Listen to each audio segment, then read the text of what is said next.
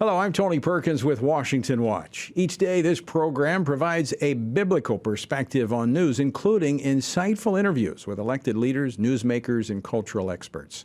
I want to thank you for joining us today. We have a great program coming up, but first, here are some headlines from our friends with FISM News.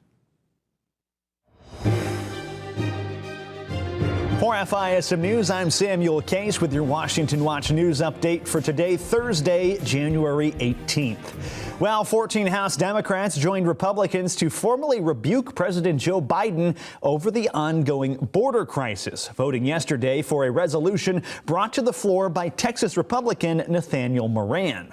The border numbers do not lie. In fact, they tell a clear story about the depth of the crisis and the proximate cause rooted in the Biden administration policies. Consider that the total number of illegal aliens encountered along the southern border since President Biden took office exceeds 7 million. At the same time, the Biden administration has released at least 3.3 million of those illegal aliens into the interior of the United States. 12 Democrats and 9 Republicans abstained from voting yesterday. The resolution in question condemns Biden for the, quote, national security and public safety crisis along the southwest border and also calls on him to, quote, end his administration's open borders policy. And while the vote was mostly symbolic, it does come amid growing frustration over the ongoing crisis. A recent CBS News poll found that 68% of Americans disapprove of how the Biden administration is handling the situation at the border. Meanwhile, we have an update here to something we haven't spoken about at FISM News for quite some time, and that is the origins of COVID-19. Here's FISM's Ian Patrick with a shocking new report. It was recently revealed that the United States actually had access to the genetic sequence of the SARS-CoV-2 virus ahead of the worldwide reveal from China.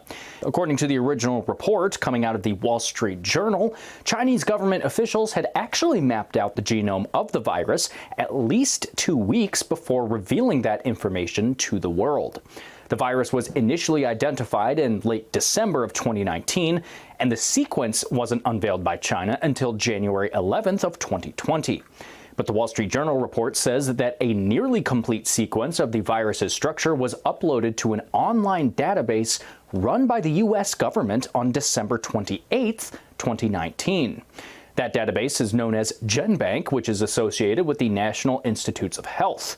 Even more interesting is that the sequence was uploaded by a Chinese virologist in Beijing by the name of Dr. Lily Ren. Thanks so much for that report, Ian. Elsewhere, the World Economic Forum got an earful yesterday when Argentina's new libertarian president, Javier Milei, slammed Western leaders for, in his words, abandoning the model of freedom for collectivism. Now, this is a tad bit longer clip, but we certainly think it's worth your time. Take a look. Today, I'm here to tell you that the Western world is in danger. And it is endangered because those who are supposed to have to defend the values of the West are co-opted by a vision of the world that inexorably leads to socialism and thereby to poverty. Unfortunately, in recent decades, motivated by some well-meaning individuals willing to help others and others motivated by the wish to belong to a privileged caste, the main leaders of the Western world have abandoned the model of freedom for different versions of what we call collectivism. We're here to tell you that collectivist experiments are never the solution to the problems that afflict the citizens of the world. Rather, they are the root cause. Milei went on to conclude his speech saying, quote, do not surrender to the advance of the state. The state is not the solution. The state is the problem itself. And with that, those are today's headlines from FISM News. Once again, I'm Samuel Case, and you can catch our full show tonight, 5 p.m. Eastern Time on FISMnews.tv. That's our website. And you can also find us on social media as well, and by downloading the FISM app so you can take us wherever you go. Now, stay tuned for Washington Watch with Tony Perkins, and I'll see you tomorrow with much more news.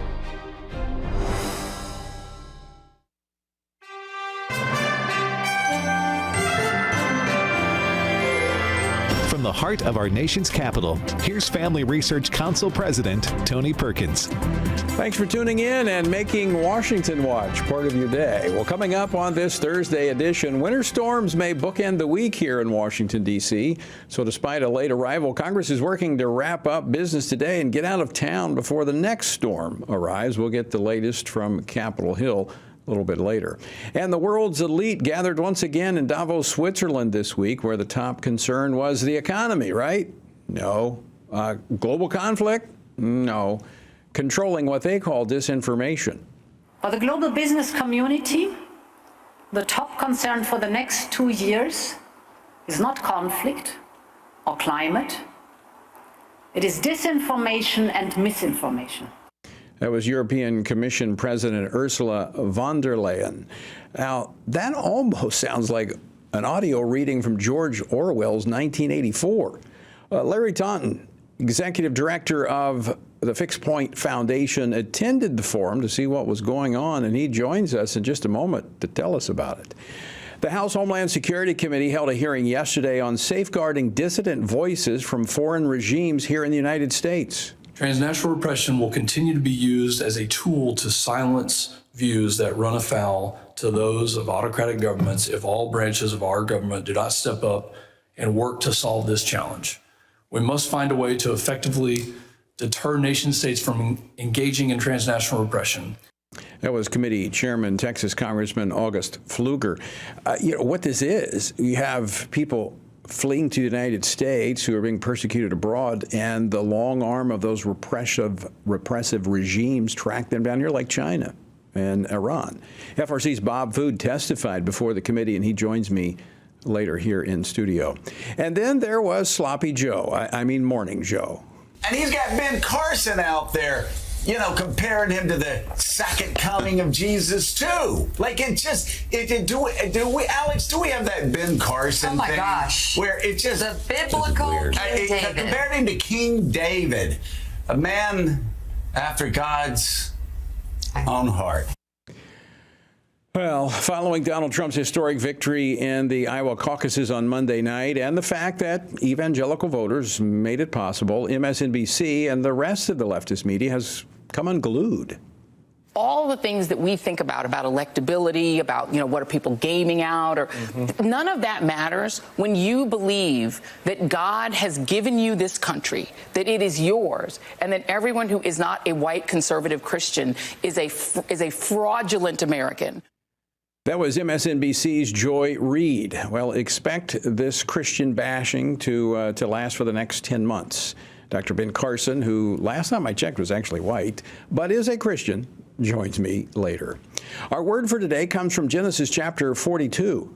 If you are honest men, let one of your brothers be confined to your prison house, but you go and carry grain for the famine of your houses. Then they said to one another, we are truly guilty concerning our brother, for we saw the anguish of his soul when he pleaded with us, and we would not hear. Therefore, this distress has come upon us. And Reuben answered them, saying, did I not speak to you, saying, do not sin against the boy? And you would not listen. Therefore, behold, his blood is now required of us. Joseph's brothers were living in fear of their circumstances because of the guilt of unconfessed sin. Why was it unconfessed? The same reason they committed the act of selling their brother into slavery. They didn't fear or reverence God. When you do not fear God, we live in fear of everything else. Fear of man, fear of events, fear of life, just plain fear. To join us in our journey through the Bible, go to frc.org/Bible. I also want to invite you to join us for the National Gathering for Prayer and Repentance here in Washington, D.C., Wednesday, January 31st, 7:30 a.m. in the morning at the Museum of the Bible. To find out how you can join us, even online, go to praydc.org. That's praydc.org. Well, it is January, so that means the leftist cadre of politicians, CEOs, and billionaires have gathered in Davos, Switzerland for the 54th Annual World Economic Forum. The ongoing wars in Gaza and Ukraine loom over this year's proceedings, but the world leaders who flew by private jet, followed by a private helicopter ride to the sleepy ski town in the Alps, have much to say about climate change as well as their new favorite panic item, misinformation. Now, what else was among the chatter of the self-described elite? Well, joining me now to discuss this is author, columnist, and executive director of the Fixed Point Foundation, Larry Taunton, who kind of crashed the forum this week. Larry, welcome back to Washington Watch. Good to see you. It's good to see you, Tony. So first, let me just ask you a question. Why Davos, Switzerland? Why not Detroit, Michigan, or Los Angeles, California? You know, that is a question everybody asks who doesn't fly a private jet, because I have to tell you, it is not an easy place to get to. You know, I would have preferred that they had held it in Atlanta, but they didn't ask me. So give us a glimpse of what you saw this year at the World Economic Forum. Yeah, well, you know, it's interesting, Tony. About 70% of the WEF, and they say the WEF, the World Economic Forum presentations, sessions are online. But I think it's that other 30% that are very important. And also, I really feel it's important to get a feel for the ethos of something like this. And with that in mind, I go and I just kind of move among the WEFers and engage them in conversation. And it's endlessly fascinating. But one of the things that really comes through to me, Tony, is that there wasn't any mention of these farm uprisings, these farmers that are they're protesting all over Europe and have done so in Canada as well. There's no mention of any of that. There's a great focus on Ukraine. There's a great focus on Putin. And though it is unspoken, there is a great focus and, dare I say, anxiety about Donald Trump. Mm-hmm. It's interesting. I saw, I guess it was not quite 2 weeks ago, the Economic Forum released their survey of concerns, top 10 concerns, and the top one was misinformation, disinformation, second, extreme weather, third, societal polarization, fourth, cyber insecurity, and on down with economic downturn being number 9. And I was just comparing the exit polling from the voters in Iowa. It was almost the exact opposite. Their biggest concern, in fact, migration was number 8 for the World Economic Forum. That was the number 1 issue when it came to the voters in Iowa, which I think is a snapshot of what people are feeling, thinking in America, followed by the economy. Doesn't seem to be affecting those folks in Davos. No, and it's because, as you might expect, Tony, there's a tremendous disconnect with these people, with the way they live, with, some of them have been in government for decades. I mean, take somebody like John Kerry. I mean, he has no idea what life is like for ordinary people around the world. Now, one of the news items that really captured the WEF this week was I think it was yesterday, that the new president of Argentina, Javier Milei, he came and gave them a piece of his mind. And he represents populists, not just in Argentina. He's become something of a rock star, really, with common people all over the world. But he was invited to speak, and he didn't waste the opportunity to tell them what he really thinks. Yeah, I saw you've been commenting on him on social media, but I saw he actually flew commercial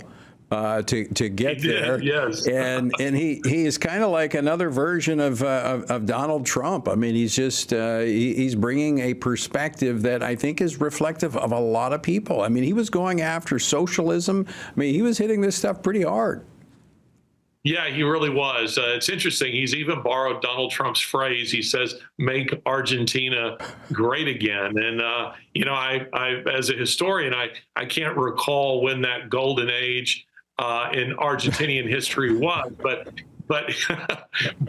his point is nonetheless made, and that is to say, at least make Argentina a place that is free from globalists, free from their anti-human agenda. And that's something I would really want your listeners, your viewers to understand, Tony, is that the WEF is fundamentally anti-human. And when they start talking about misinformation and disinformation, that's just code. That's just Orwellian speak for ending free speech. And their primary target is to go after X or Twitter. Right. And I saw, speaking of control, silencing, World Health Organization, Secretary General Tedros was there. And of course, they want to clamp down on anyone who would challenge their global power grab when it comes to pandemics and health crises and emergencies and such.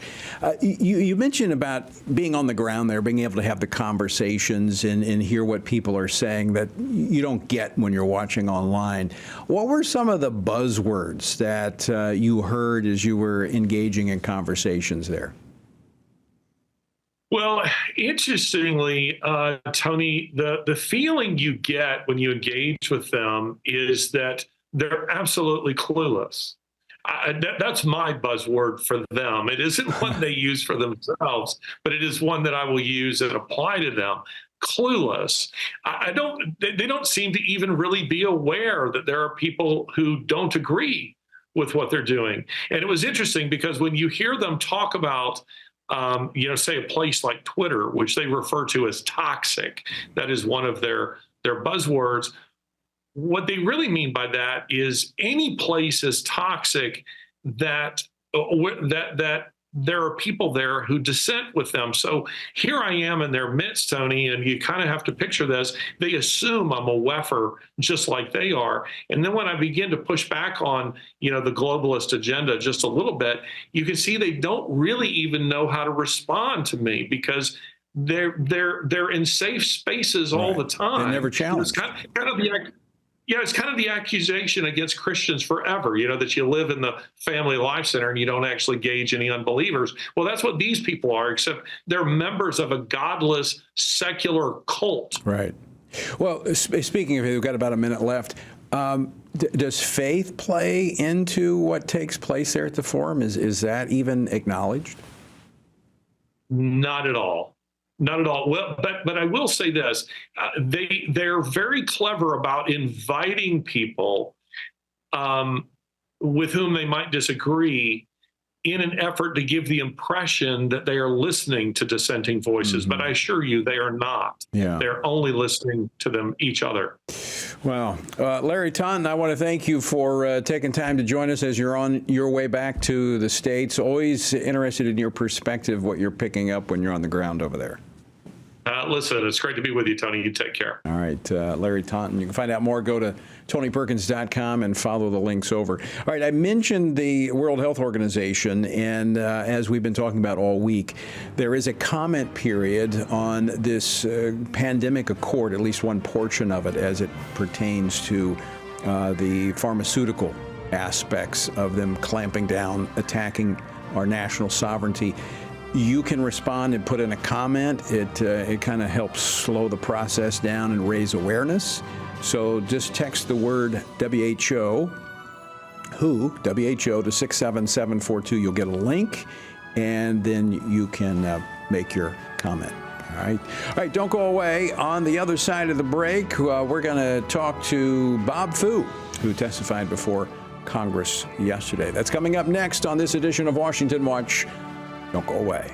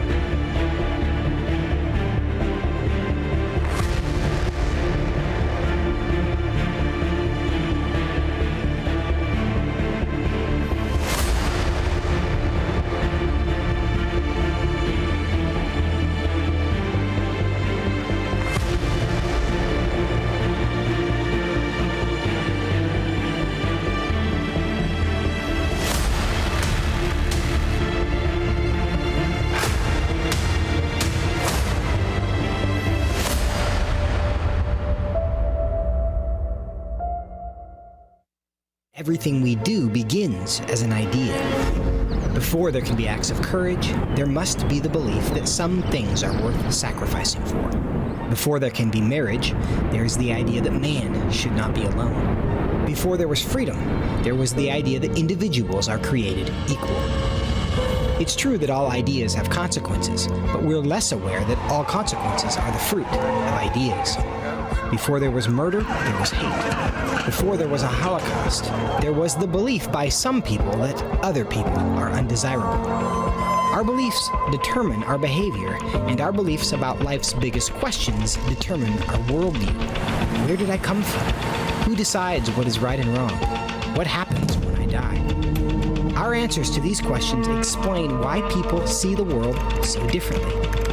Debates about abortion are really disagreements about where life gets its value. Debates over sexuality and gender and marriage are really disagreements about whether the rules are made by us or for us. What we think of as political debates are often much more than that. They are disagreements about the purpose of our lives and the source of truth. As Christians, our goal must be to think biblically about everything. Our goal is to help you see beyond red and blue, left and right, to see the battle of ideas at the root of it all. Our goal is to equip Christians with a biblical worldview and help them advance and defend the faith in their families, communities, and the public square.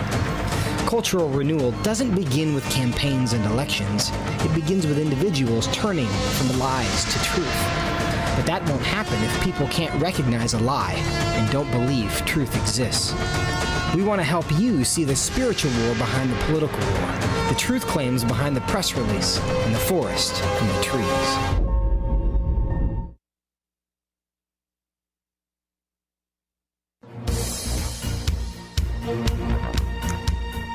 Welcome back to Washington Watch. Good to have you with us on this Thursday. Again, if you would like to make a comment during this comment period, which ends on Monday, regarding the World Health Organization, text the word WHO to 67742. We need your voice in these important policy matters. And I'm going to continue to talk about the WHO. It's frightening what they are proposing, and it goes in with just what we were talking about with Larry Taunton. It's this globalist approach, and we have to push back on it, stand against it.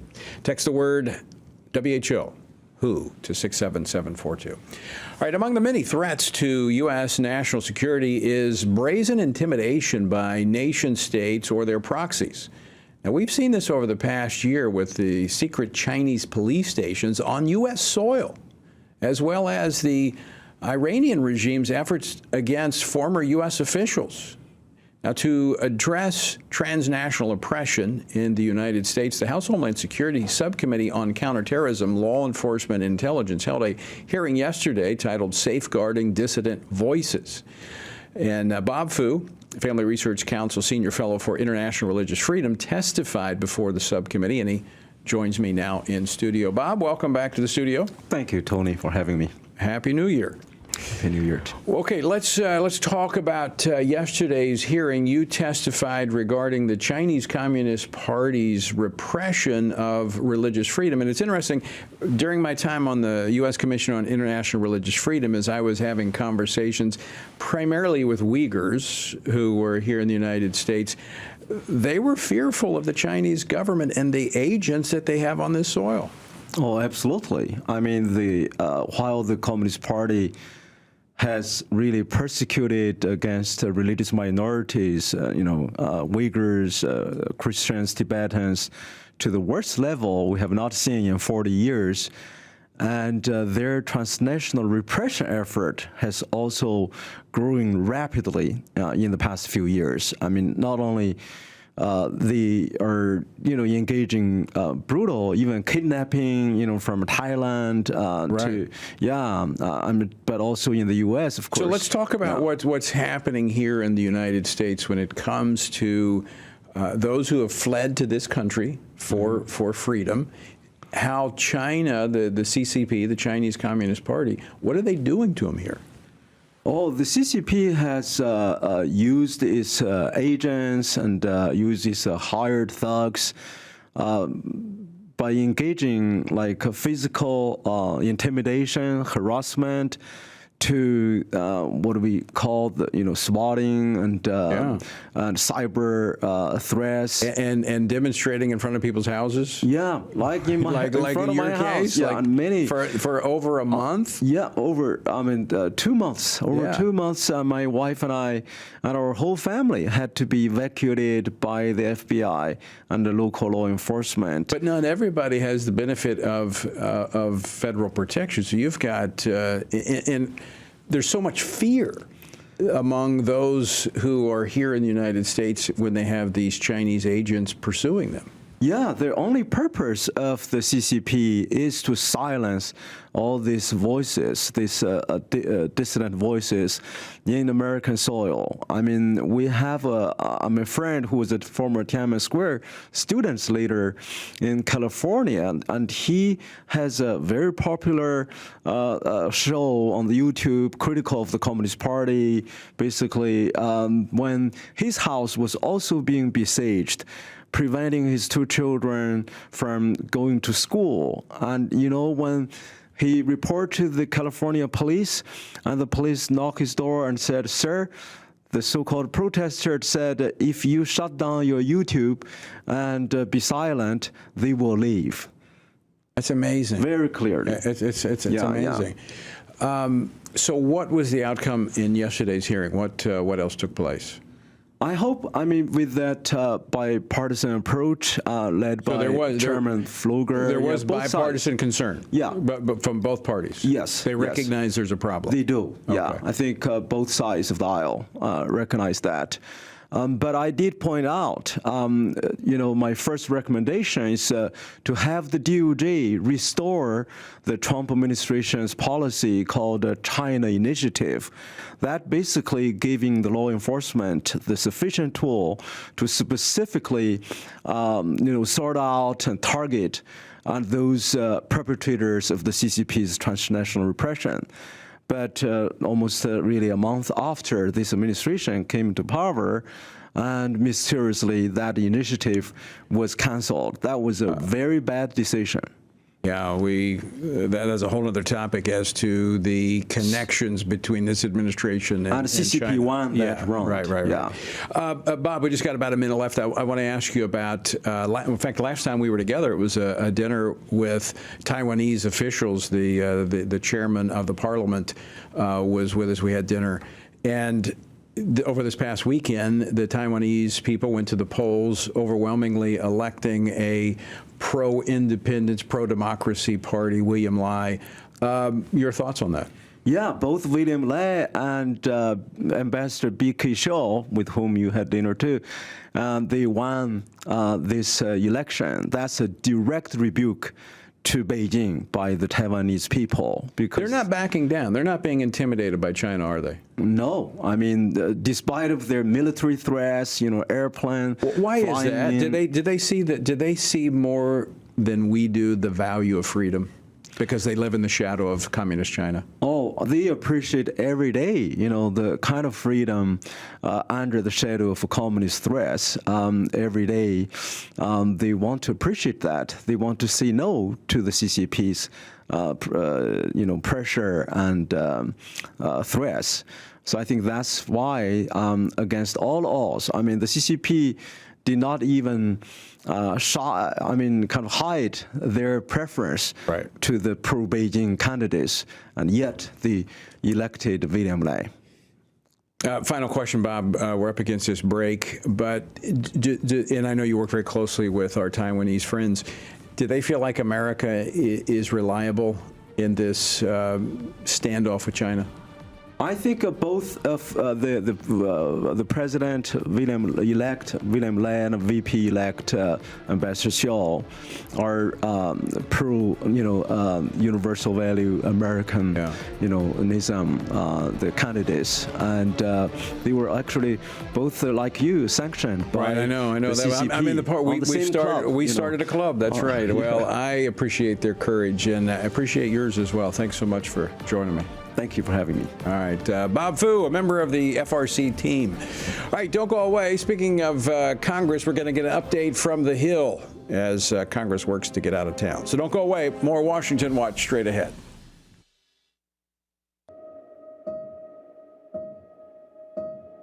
All of us are born with the desire to find truth and meaning. Where did I come from? What happens when I die?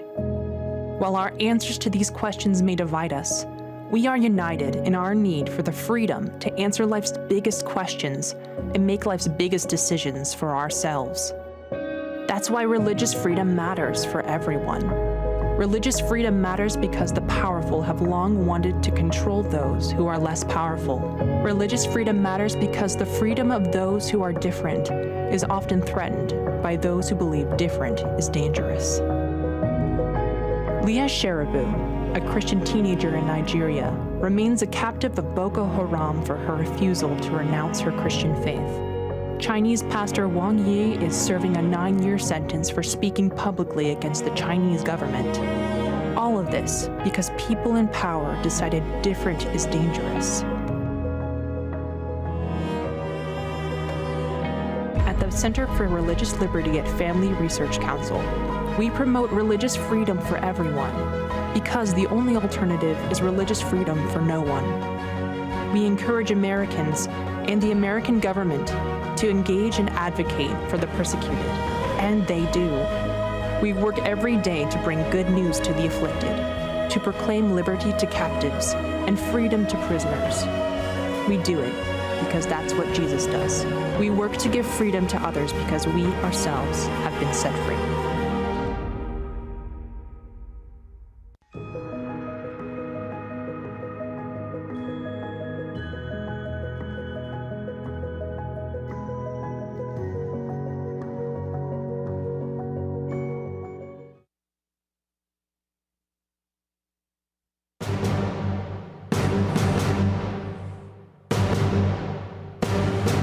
Welcome back to Washington Watch. Good to have you with us. Well, members of Congress, many of them scrambling to leave Washington before yet another winter storm.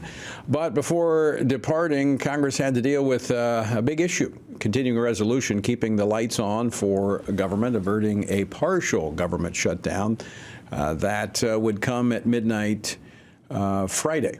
That's tomorrow night. But what does that mean? Where does this put us? What's next? Joining me to give us the latest from Capitol Hill is Oklahoma Congressman Kevin Hearn. He serves on the House Ways and Means Committee, and he's the chairman of the Republican Study Committee. He represents the 1st Congressional District of the Sooner State. Congressman, welcome back to the program. Good to see you. Tony, it's great to be with you.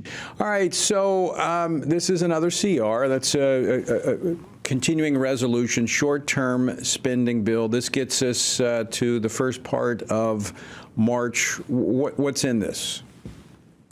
Well, certainly continued to spend at the previous levels. Nancy Pelosi, Chuck Schumer, Joe Biden, policy writers that are all the things that we hate as conservatives, you know, the DEI issues, the abortion travel issues, all these things are in these continuing resolutions. That's why it's so important that we actually get our appropriation bills done in order. Ever since I've been here for almost 6 years, we've talked about regular order. I'm sure you've talked with member after member that said that. Almost 20 years I've been talking about that. Well, if you look at Speaker Johnson, and I know we love football and you guys love LSU football, but you know, he really got. But before I was an LSU fan in Louisiana, I was an Oklahoma fan as I grew up there. So yeah, I'm partial to so we get this, and so the analogy I like to use is that Speaker Johnson was brought in at the 2-minute warning, and not in the first half, but in the second half, and asked to win the game, or at least keep it continued. So, we're in overtime. We tied the game. We're in overtime. We're continuing, but we want to win the game. And winning the game is really getting our budget done on time or early, and getting the appropriation cycle back on time or early. And do that with the leverage that we don't go home until we do. The American people are sick and tired of these continuing resolutions. I would agree. So March has to be a red line because we had a CR before Christmas, which I supported because I've seen those omnibus that have come out of those Christmas, backdrop where we've had Congress's back up to the Christmas break. But here's another one. We're continuing kicking the can down the road to March. Now the House has passed 7 of the 12 appropriations bills. You've got 5 more to go, but the Senate has to act. Yeah, I think people forget, all attention's on the House because we do have the power of the purse. But, we know that, we, like you said, we worked, fervently all through last year, got 7 appropriation bills passed out of the House, that represented some 81% of government spending. That was under Speaker McCarthy's leadership. And, we also negotiated H.R. 1, which is our energy policy, H.R. 2, our border policy. And that H.R. 2, that border policy, is front and center right now with Senator Langford working on border policy on the Senate side. But we've now got to come together, work with our Democrat colleagues on the appropriation bills and get those done between March 1st and March 8th. And it's going to change. We're going to change our schedule. We're going to have to get back here and do our part to work that week that we were supposed to be back in our districts the last week of February. We're going to get back up here and work. And we got to make sure we get the appropriations done on time before the next CR hit. And then secondly is make sure the Senate does their part, because if the House goes through this process and the Senate doesn't, I don't think the House should accept another continuing resolution. Well, that's where I'm at. I've been opposed to them just because I think, it's irresponsible, and that's my take on it, irresponsible. I came here being a fiscal conservative under the guidance, and the person that got me involved in politics was Senator Tom Coburn, House Congressman. And he used to track all the wasteful spending. I remember his waste book that he would keep up with all of the frivolous spending that the government was involved in, and it was a thick book. Well, and I think part of the problem is we don't follow our own laws. I mean, the 1974 Budget Control Act, there's a lot of conversation about we should change it. Well, we shouldn't change something that we're not actually even trying to do. The only thing that prevents us from hitting those deadlines is us. And so, that's my concern as we continue to kick this can down the road, is that we're now, for the American people, we're halfway through the 2024 budget season, and we're just now doing the appropriations process. We need to get our appropriators working on 25, not still working on 6 months left of 24. Yeah. That's a good point. I mean, if we get this done in March, will we have time to meet the deadlines for next year? Well, certainly, as chair of the Republican Study Committee, we're pushing on the budget. Constitutionally, we're supposed to have our budget done by April 15th. We're going to have the RSC budget done by March 15th. And the reason we can do this efficiently, effectively, and early or on time is because we do them year after year. Right. That's the problem with Congress. We don't have any muscle memory of actually doing these. If we actually did these budgets on time and the appropriations on time, we would have the muscle memory and the ability to do it. Excellent point. It's been so long since it's been done. People don't remember how to do it because so many people here have never seen that process work as it should, as you pointed out. Congressman Kevin Hearn, always great to see you. Thanks so much for giving us an update. Thanks, Tony. Safe travels. All right. Congressman Kevin Hearn of Oklahoma. We really do. We've got to get back to the way government should work. And it begins with fiscal responsibility. And we have not gone through the regular order it's been over 20 years since they've gone through the entire process as they should. All right, don't go away. When we come back, all right, it's that time of year. It's election season, and so it's, according to MSNBC, Christian bashing. Dr. Ben Carson joins me next here on Washington Watch. Don't go away.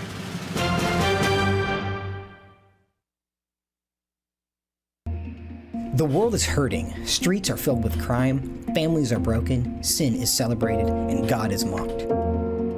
Everywhere we look, the wages of our sin are on full display.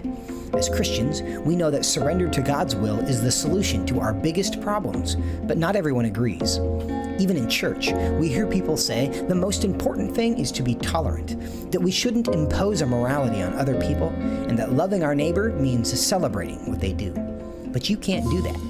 It's not that you don't love your neighbor, you do, but you care about God's opinion more than your neighbor's opinion, and this makes you different. In fact, sometimes it makes you feel alone, like you're the only one. But there is good news. You are not alone, not even close. Research has found that there are 59 million American adults who are a lot like you. There are millions of people around the country who are born again, deeply committed to practicing their faith, and believe the Bible is the reliable Word of God. But that's not all. They're also engaged in our government. They're voters. They're more likely to be involved in their community, and they're making a difference in elections. The problem is that a lot of them feel alone too. We want to change that. FRC wants to connect these 59 million Americans to speak the truth together, no matter the cost. If you want to learn more about this group and what it means to be a spiritually active, governance-engaged conservative, or if you want to find out if you are one of these SageCons yourself, go to frc.org/SageCon and take the quiz to find out.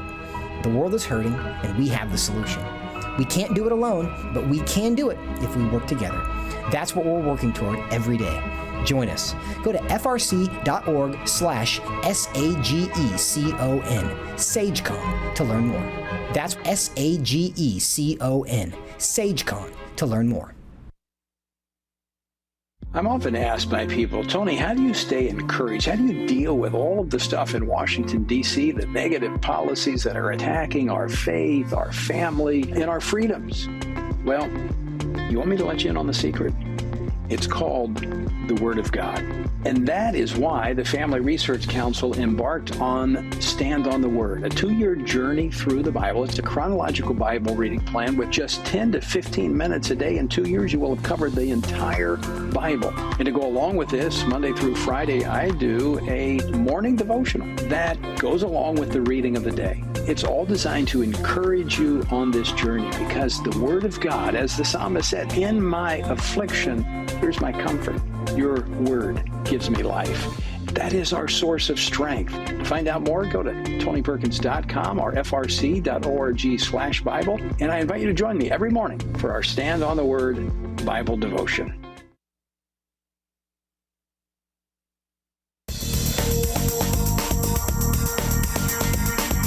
Welcome back to Washington Watch. Good to have you with us. The website, TonyPerkins.com. All right, I haven't mentioned this yet in the program.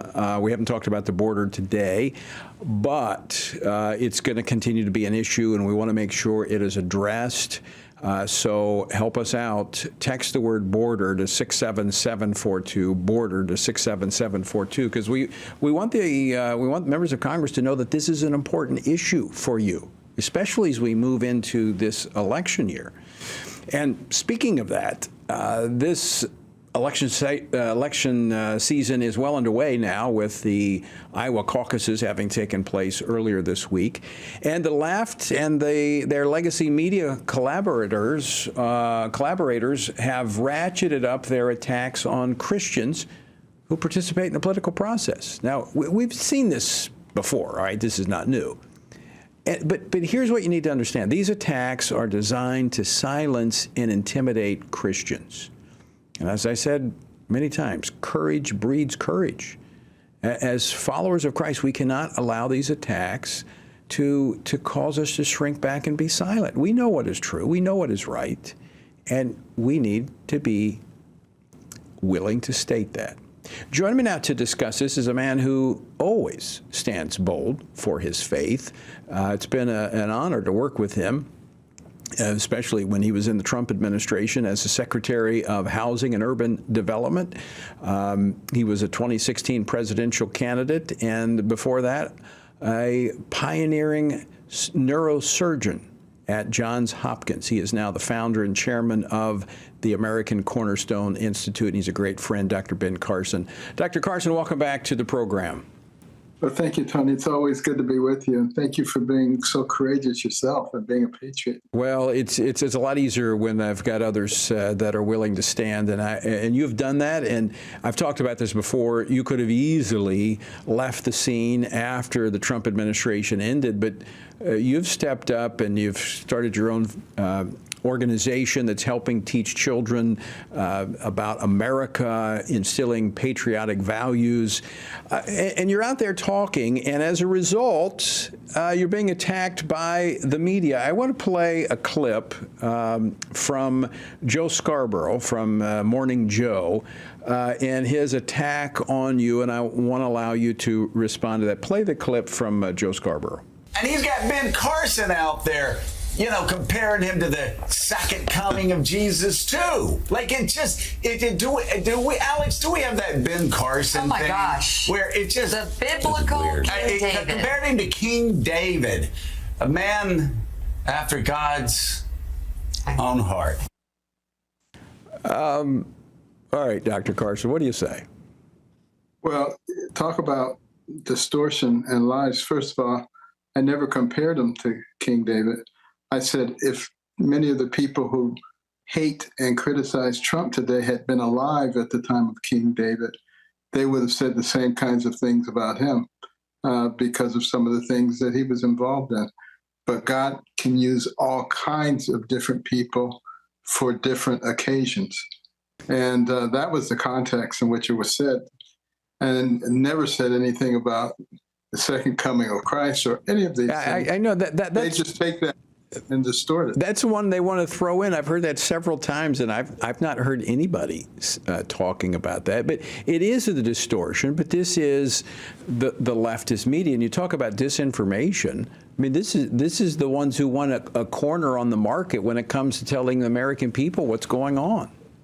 Well, also bear in mind when you're talking about Marxism, and a lot of their policies and their ideology stems from Marxism, the last thing that the Marxists want is any other source of dependency or comfort than themselves.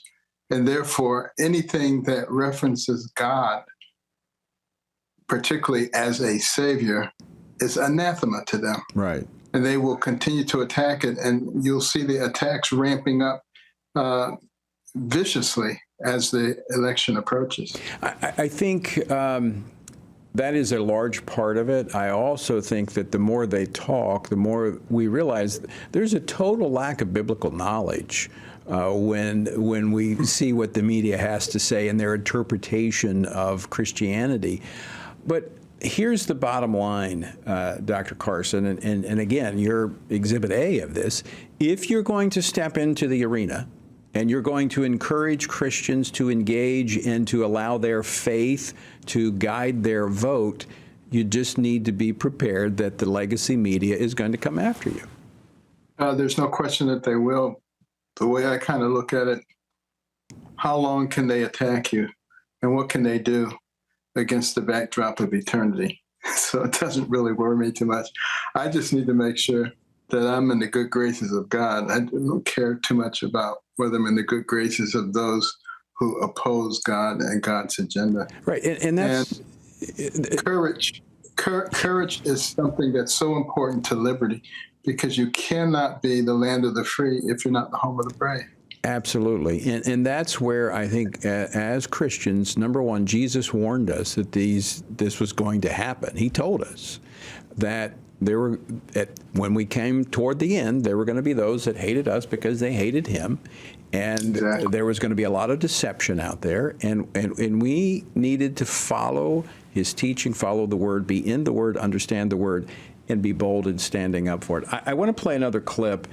This clip is from Vice President Kamala Harris, who was on The View talking about the upcoming election and the crazies.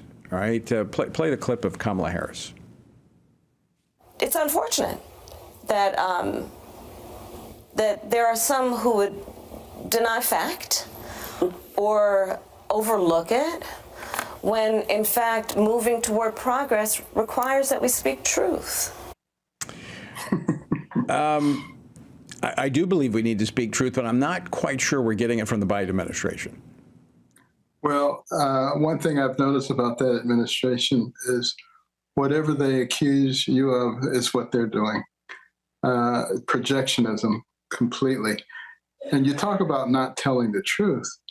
To sit there and say, until very recently, that there's no problem at the border. We have complete control of that. And when it reached the point where people were being sent from Texas and Arizona and other border states to New York and to Chicago and to various places, and you couldn't no longer deny that there was a problem, that it was facing everybody, that's the only way you ever get them to admit that there was anything going on. Right, right.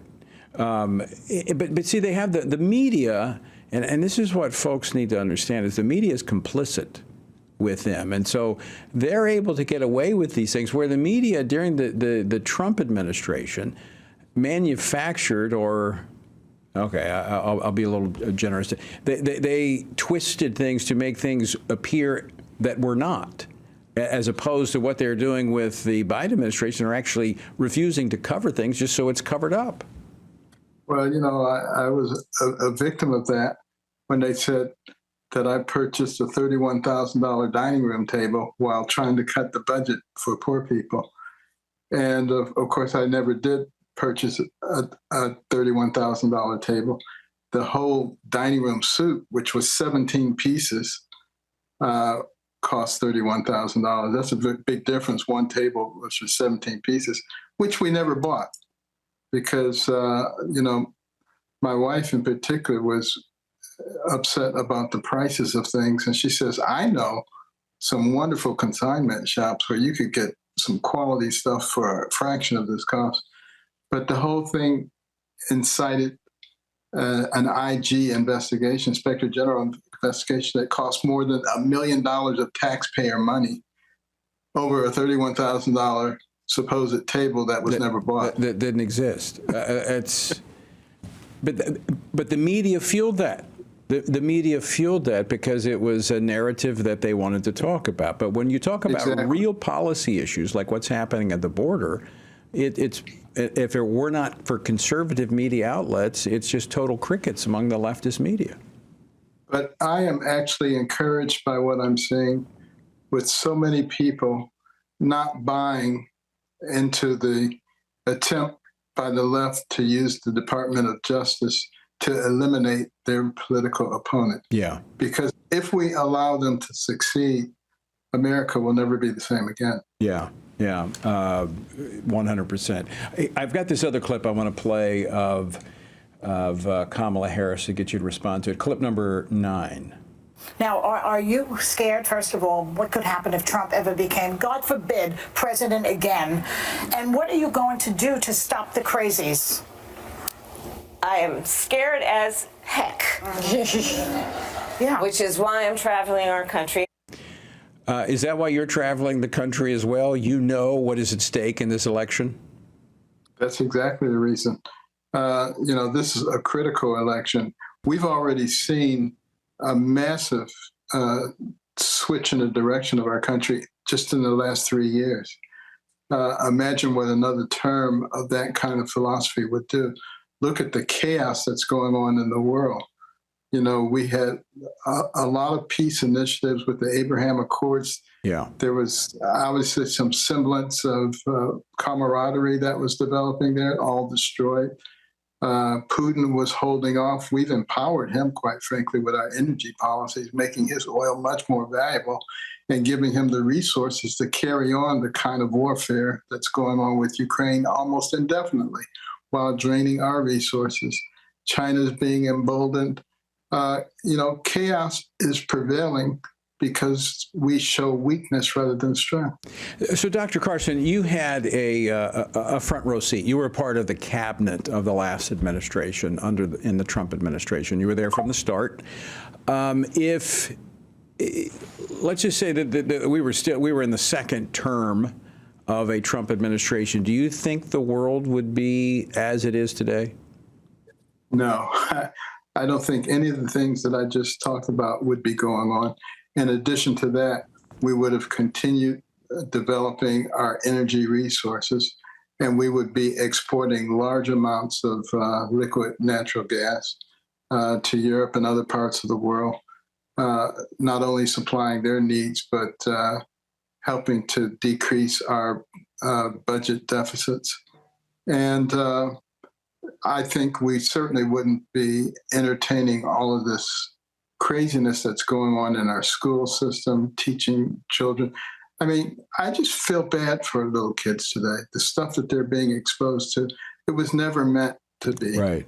And some of the books that we expose them to have things in them that would embarrass an adult looking at. But thanks for bringing that up, Dr. Carson, because you have probably more than most an appreciation for education, public education, for the ability to have books and read. So when we're talking about these things, obviously for the moral aspects, we oppose these things. But if you are pushing all this crazy transgender nonsense and all this sexualization of our children, it has to supplant something else. So when they're doing this, they're not doing something that might actually lead to success, which, again, you're Exhibit A of what can happen when you have the opportunity for an education. Well, in a recent survey, it was discovered that 77% of high school students in Baltimore were only capable of reading at an elementary school level. You know, that's going to impact their lives. And we're seeing those kinds of statistics all over our country. And when we look at the multinational evaluations, we have a tendency to end up very close to the bottom, particularly in science and math.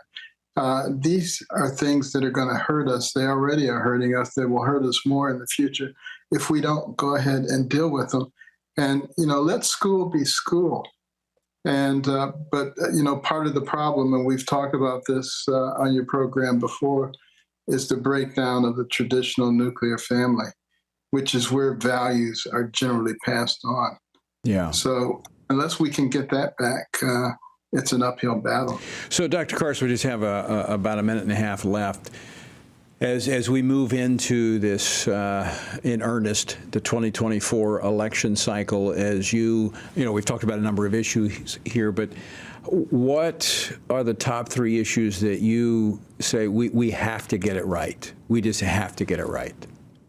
Well, we clearly are going to have to deal with the southern border, with, you know, just an open border with all kinds of people coming in, including terrorists. And if the terrorists aren't coming here and planning something really bad, then they're guilty of terrorist malpractice. That's a big one. And then the economy. We need to go back and understand what the underlying things are. You know, a lot of the economists like to say economy is just cyclical, sort of like a sine wave up and down. It doesn't have anything to do with what's going on. That's not true. It has to do with the fact that sometimes we have people in office who know what they're doing and understand the economy, and sometimes we don't. And so we need to deal with that. And then we need to bring back faith. Yeah. We need to bring God back into our society. That is the most important thing. The other things will fall in line if we do that. I think you are 100% correct. Dr. Ben Carson, we're out of time for today, but as always, great to see you, and thanks so much for joining us. You too. Thank you, Tony. Dr. Ben Carson. To find out more, go to the website, TonyPerkins.com, and follow the links over. All right, folks, we're out of time for today, but thanks so much for joining us. And until next time, I leave you with the encouraging words of the Apostle Paul, found in Ephesians 6, where he says, when you've done everything you can do, when you've prayed, prepared, and taken your stand, by all means, keep standing.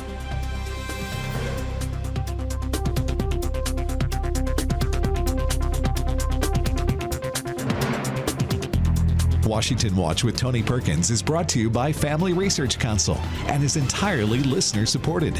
Portions of the show discussing candidates are brought to you by Family Research Council Action.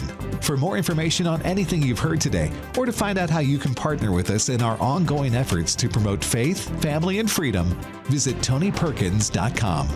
Also, to leave a comment about Washington Watch, call our watch line at 1-866-372-7234. That's 1-866-372-7234.